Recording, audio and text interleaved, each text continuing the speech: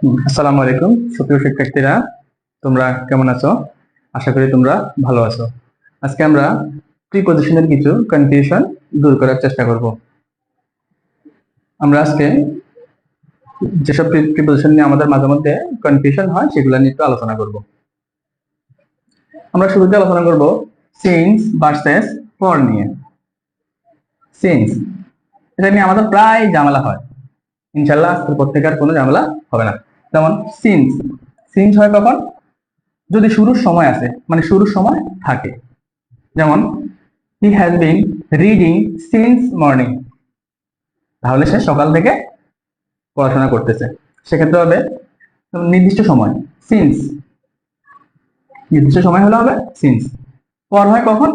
শুরুর সময় যদি না থাকে। যেমন he has been reading for 2 hours, শুরুর সময় নাই, সে 2 ঘন্টা যাবত পড়তেছে, সে 2 দিন যাবত 3 দিন যাবত অসুস্থ, মানে শুরুর কোনো সময় নাই। সেক্ষেত্রে হবে for. He has been reading for 2 hours. এবার কথা বলবো অ্যামাং ভার্সেস বিটুইন নিয়ে। Among, more than 2 people or things, মানে একাধিক, 2 এর অধিক ব্যক্তি বা বিষয়ের ক্ষেত্রে তুলনা বা কোনো কিছু ভাগ করার ক্ষেত্রে অ্যামাং বসে। আর হচ্ছে বিটুইন হচ্ছে 2 পিপল অর থিংস, 2 জন ব্যক্তি বা 2টি বিষয়ের মধ্যে।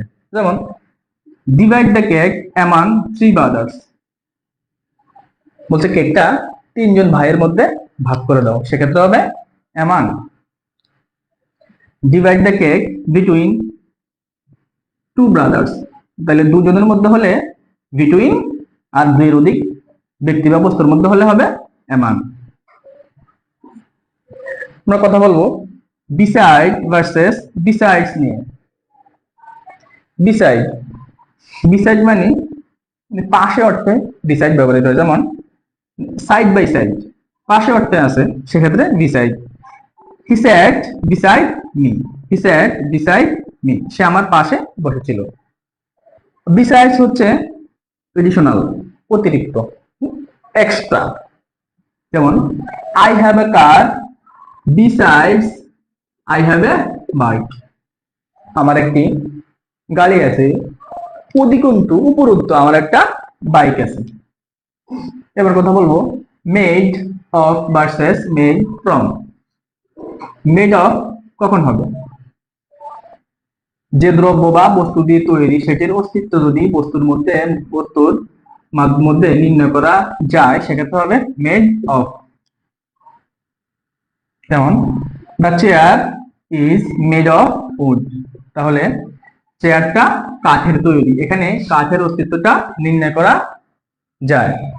তারপর হচ্ছে the ring is made of gold, তাহলে রিং এ স্বর্ণের অস্তিত্ব নির্ণয় করা যায়। তাহলে যে ক্ষেত্রে যে বস্তু বা দ্রব্য দিয়ে তৈরি, ওই বস্তু বা দ্রব্যের বা ওই উপাদান যদি নির্ণয় করা যায় ওই বস্তুতে, সেক্ষেত্রে হবে মেড অফ। এবার মেড ফ্রম। মেড ফ্রম কখন হয়?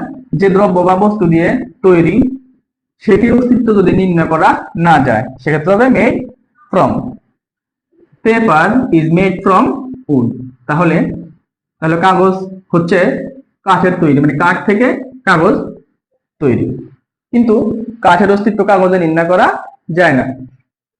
Cheese is made from milk, made from, তাহলে চিজ তৈরি হয় দুধ থেকে। তাহলে এখানে সরাসরি ওই বিষয় বা ওই উপাদানটা অস্তিত্ব নির্ণয় করা যায় না। তাহলে যেক্ষেত্রে যে বিষয় দিয়ে তৈরি বা উৎপন্ন ওই বিষয়ের যদি অস্তিত্ব বা উপাদান না থাকে, সেক্ষেত্রে হবে মেড ফ্রম। কথা বলবো in time versus on time নিয়ে। অন টাইম কখন হয়?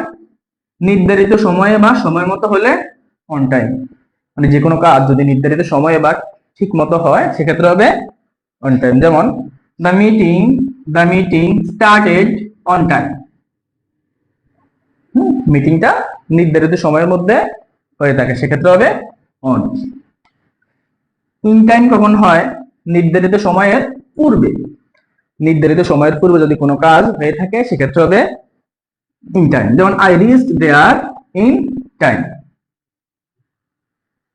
ধন্যবাদ।